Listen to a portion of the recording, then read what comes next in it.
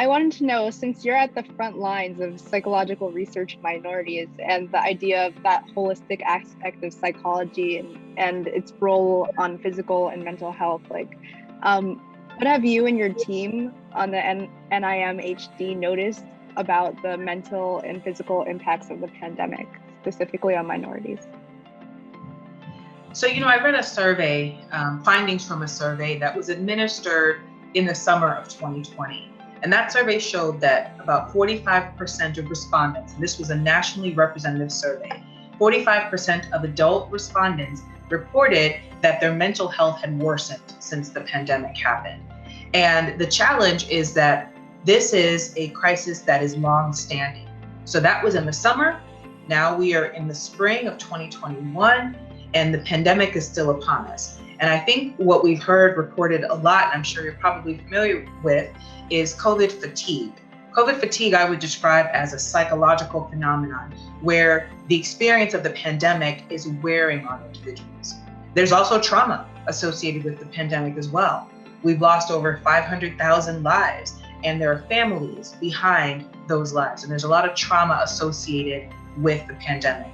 There's also trauma from various economic situations and conditions that have been worsened because of the pandemic. All this is contributing to the challenges with mental health that we're experiencing as a country, and that we know are exacerbated in communities that have faced an undue burden from the pandemic. And so we certainly are supportive of scientists who are working to understand and address the social, economic, behavioral, and psychological impacts of the pandemic, in addition to its health impacts. Because I think so often that's what we think about. We think about disease and death. We spend less time thinking about the mental health aspects of this, which are very important for health. And as one example, fear.